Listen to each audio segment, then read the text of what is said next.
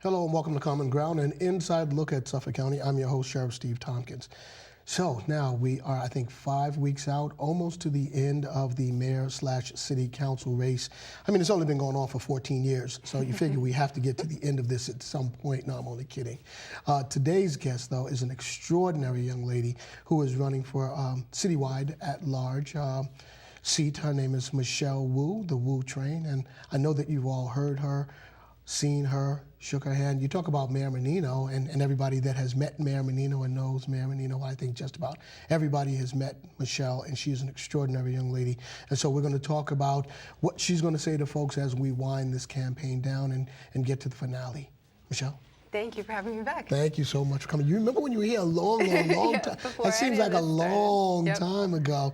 So talk about that time, which was, I don't know, months and months ago, to now.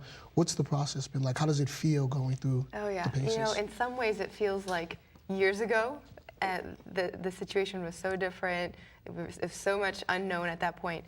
And in some ways it feels like yesterday because the past several months have just gone by so quickly. You know, we have been spending every day out in as many communities as possible. This morning started out at Orient Heights in East Boston at the Dunkin' Donuts, just trying to meet as many people in that morning commute time slot as possible, then back out to neighborhood meetings, then back out to other meetings, and then evening events, house parties, fundraisers, candidate forums. So what's been exciting is that across the city, everybody is so engaged. Everybody's been talking about what does the future of Boston look like. It's been exciting to have a front row seat at that.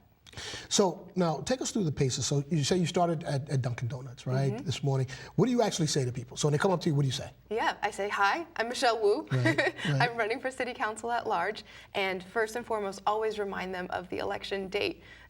You know, even though 5 weeks away sounds far away, you got to start talking to people about that now, because whatever happens from now until then, if they don't come out to vote on November 5th, and now with the field much, much smaller, a lot of mayoral campaigns out of the race, it's going to be all about turnout and getting people out on that day.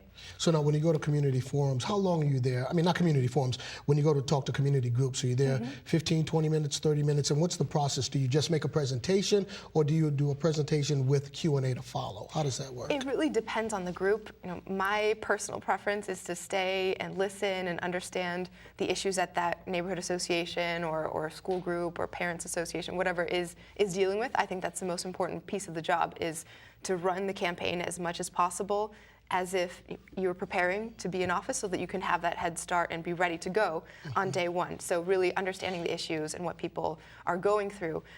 It's great to have the opportunity to talk to the group and give a little presentation, love taking questions, but we're always completely flexible and happy to visit any group.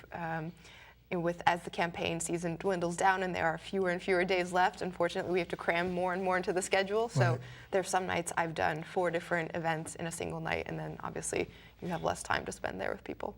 So are you on automatic pilot when you walk into the room?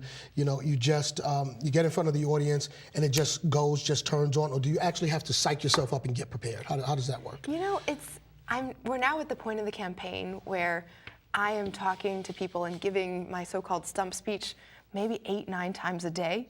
And I think you have to resist the urge to go on autopilot, because at the end of the day, you're trying to make a connection with voters and really talk to them about who you are, who they are, what your vision of the city is, and how they see themselves fitting into that. So for me, it's a very authentic and very real conversation that has to happen.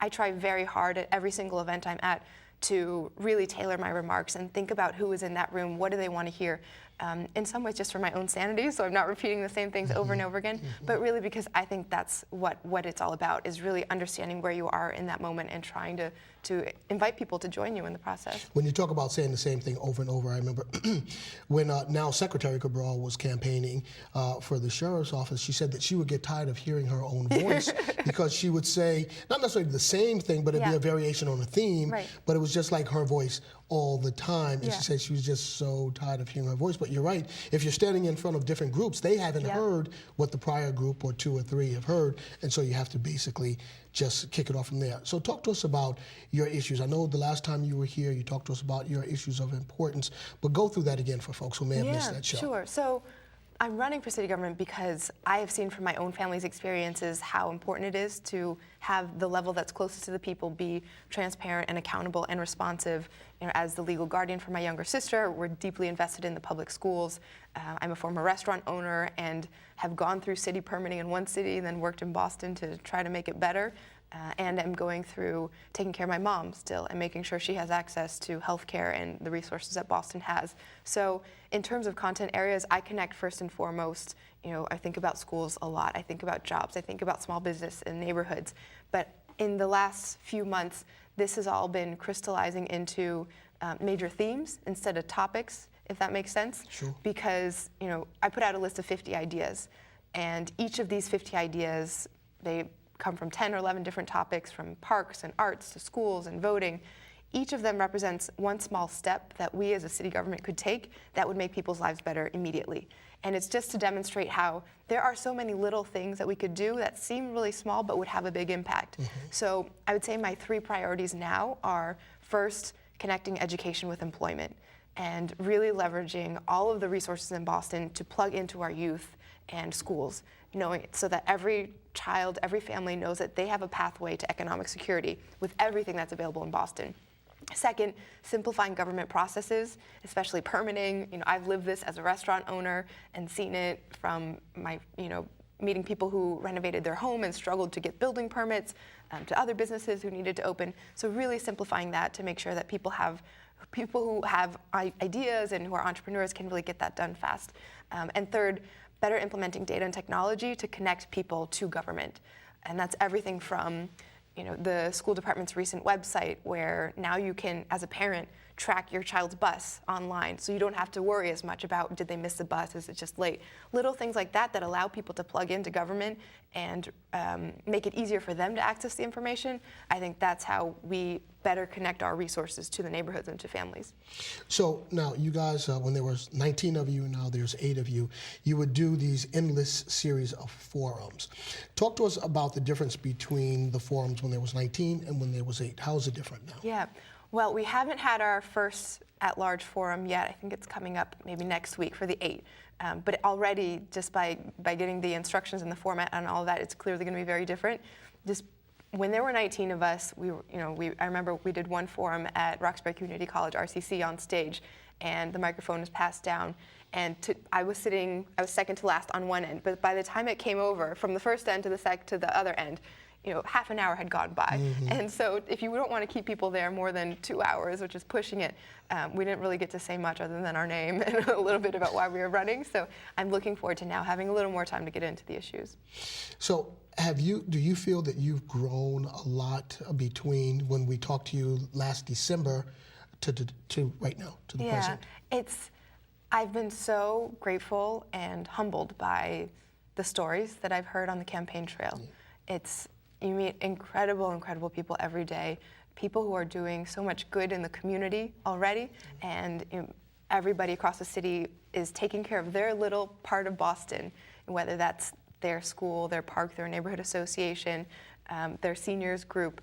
There's so much good work happening across the city. People are working so hard every day to support their families and their communities. I really believe that if we can just connect the dots and make it easier for that work to spread, reinforce it, reduplicate it around the city, put more into bringing that work out into the neighborhoods where people can access it, there's no limit on Boston. So you jumped into the race prior to, I believe, any of the at-large incumbents getting out of the race. Since then, there's been a couple that have gotten out.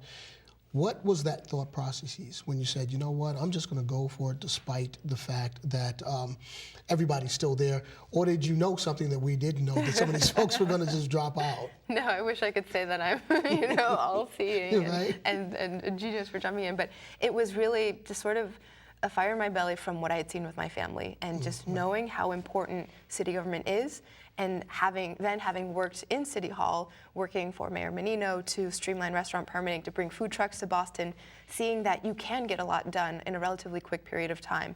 It's the level of government where you can accomplish a lot, and it means so much to families because it actually has the impact. So my plan was to get out there no matter what and start the conversation for the city about what the next 2 years, 4 years would look like for Boston. I knew there was a good chance something might happen just because it was a mayoral year, and who knows what was going to shift around. I never would have imagined that we would have had 61 candidates on the ballot for the preliminary. So it's been very different than what I predicted, but still just so rewarding to meet everyone across the city. So being a candidate and being out there, talk about the camaraderie amongst the candidates, because I mean, in essence, it's almost like pledging for a sorority because you were all together, sorority and a fraternity. I mean, you were all together, it seems like maybe almost every day or definitely several times a week. What was that like, just getting to know your fellow candidates? Yeah, we always joke that we should just get a tour bus and everybody pile in. It was really very enjoyable. Incredible people. Everybody brought something very real and passionate to the conversation, and everybody, and I'm thinking primarily of the at-large field because I got to spend the most time with those candidates, but everybody got the chance to tell their story and talk about their issues, and it was just clear that there's a very strong connection between what they believed in, what they loved about Boston, and what they wanted to do for the city, and because there were so many of us, I think there were relatively few opportunities for everybody to get together, but whether it was at that big forum at RCC or little neighborhood events where you would come across 3, 4, 5 others at a time, it was always nice to see someone else who was going through the same thing and experiencing similar things about the campaign. So you know what this makes me think about? It actually makes me think about one huge civics exercise. But it also gives me pause because when you think about what goes on in some of the schools because of budget cuts and other reasons, civics has been eliminated from a lot of the curriculums. And when you eliminate civics, you eliminate basically learning about community and the strength of community and the vibrancy of community. You eliminate what government is all about and what government really can do for people. And then, of course, folks really don't have, or some don't have a real good understanding of what it means to vote and how powerful the vote is and how important the vote is. I know you're huge on education. Is that something that you would look at towards doing if you win a seat and you get on the city council? Will you talk about the need to re-engage the classroom with the civics curriculum? I would absolutely support making sure that our youth are engaged in the process. I grew up in a very apolitical family and never thought about running for office until this was something that happened in the last 5 years for me, and I wish that I had the opportunity to start learning and getting involved earlier on. I think it's just an incredible learning experience, and on my campaign we've really tried to reach out to youth, and we have a very robust internship program with a lot of very talented fellows from the local universities and a lot of volunteers from the high schools even. So we're really trying to push and make that accessible for students and for young people. But I think it's something that has to happen even beyond campaign season, right? So it's great to get your experience knocking on doors and having cold calling strangers. You really grow a lot as a volunteer and as a person. But after the election, then in many ways that's when the real work begins, and I think having the opportunity for students to be thinking about that year-round is incredibly important. So when you worked for Elizabeth Warren last year, you were tasked with going around the Commonwealth to put teams of folks, young folks together, mostly of color, to really introduce them to the political process. Did you learn any lessons from that experience and have that carry over to your own campaign? Yeah, so I ran our community outreach team, and we had very talented young people from all of the state's major urban centers just working to try to engage communities that are traditionally left out of the process. We would have a nightly call every night at 9 p.m. and people would report back on what they were working on, where they were that day, what their plans were for the next day. And I really saw that people on the ground